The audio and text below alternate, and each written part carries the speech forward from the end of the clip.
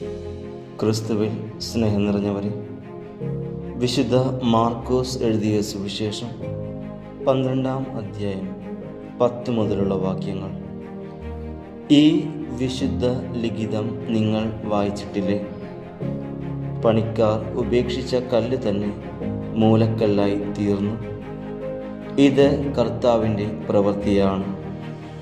നമ്മുടെ ദൃഷ്ടിയിൽ ഇത് അത്ഭുതകരമായിരിക്കുന്നു.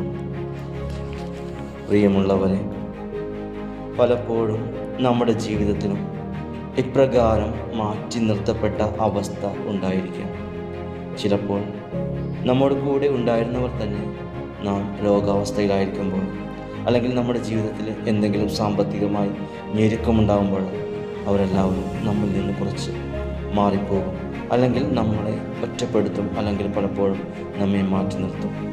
പക്ഷേ ഇന്നത്തെ ഈ സുവിശേഷ ഭാഗത്തിൽ നാം കാണുന്നുണ്ട്, എല്ലാവരും മാറ്റപ്പെട്ട് അല്ലെങ്കിൽ ഒന്നിനും കൊള്ളാത്ത അവസ്ഥയിലാണ് എന്ന് ലോകം എഴുതുമ്പോൾ, ഇന്ന് യേശുനാഥൻ പറയുകയാണ്, ഈ മാറ്റപ്പെട്ട് അല്ലെങ്കിൽ മാറ്റിവെച്ച ആ കല്ല് തന്നെ ഭവനത്തിൻ്റെ മൂലക്കല്ലായി തീർന്നത് എന്നതുപോലെ നമ്മുടെ ജീവിതത്തിലും ഇന്ന് നാം കടന്നു പോകുന്ന അവസ്ഥയൊക്കെ നമ്മുടെ ജീവിതത്തിൻ്റെ വലിയ അടിസ്ഥാന ശിലയായിട്ട് മാറുവാനായിട്ട് ദൈവം ഇടവരുത്തും. കാരണം ഈശോ അറിയാതെ നമ്മുടെ ജീവിതത്തിൽ ഒന്നും സംഭവിക്കുന്നില്ല.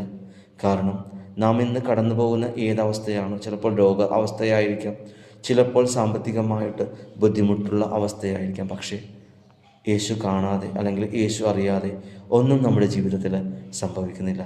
ഇന്ന് ഈ ഒരു കൃപയ്ക്കായിട്ട് പ്രാർത്ഥിക്കാം. കർത്താവേ, എൻ്റെ ഈ ഞെരുക്കാവസ്ഥയിലും കർത്താവെ അങ്ങയുടെ അത്ഭുതകരമായ കരങ്ങൾ കണ്ടുകൊണ്ട് മുൻപോട്ട് പോകുവാനായിട്ട് സഹായിക്കണമേ.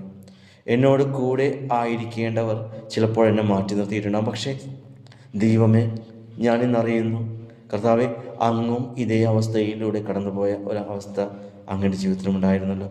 കർത്താവെ, അങ്ങയുടെ കൂടെ ആയിരിക്കേണ്ട ശിഷ്യന്മാർ തന്നെ പലപ്പോഴും അങ്ങയുടെ സഹന സമയത്ത് ഉണ്ടായിരുന്നില്ല. പക്ഷേ അങ്ങ് അതൊന്നും കുറ്റമായിട്ടോ അല്ലെങ്കിൽ കുറവായിട്ടോ അത് ഒന്നും കാണാതെ അതെല്ലാം ദൈവ പദ്ധതിക്ക് വിട്ടുകൊടുത്തു.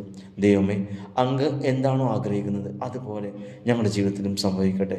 അതിനു വേണ്ട കൃപയും അതിനു വേണ്ട സംരക്ഷണവും സ്നേഹവും നൽകണമേ.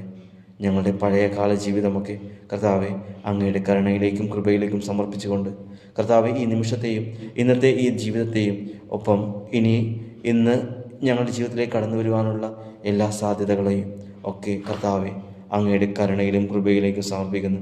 കർത്താവെ, അങ്ങയുടെ സ്നേഹത്താൽ ഇന്നത്തെ ഈ ദിവസത്തെ അനുഗ്രഹിക്കണമേ. ഒപ്പം